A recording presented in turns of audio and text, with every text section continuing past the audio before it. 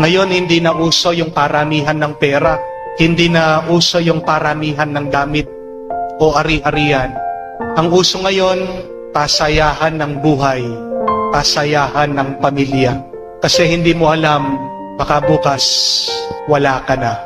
Hindi mo alam kung bukas buhay ka pa. Oo nga naman po, aanuhin mo ang maraming pera, ari-arihan. Walang kasiguraduhan ng buhay natin ngayon.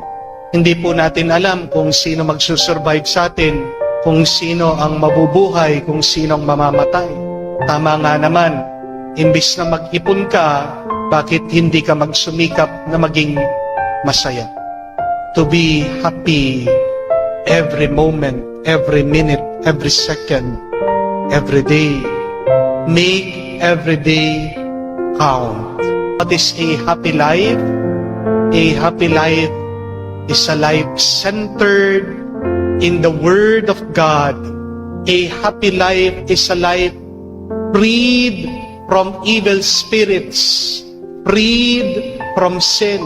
A happy life is a life freed from sickness and disease. Hindi po natin maiiwasan sa panahon na ngayon, marami sa atin ang nangangailangan. Marami po ang nagkakautang-utang, nababaon sa utang. Pero meron pang mas nakakalungkot kaysa sa kahirapan o pagkawala ng pera. Ano po yun?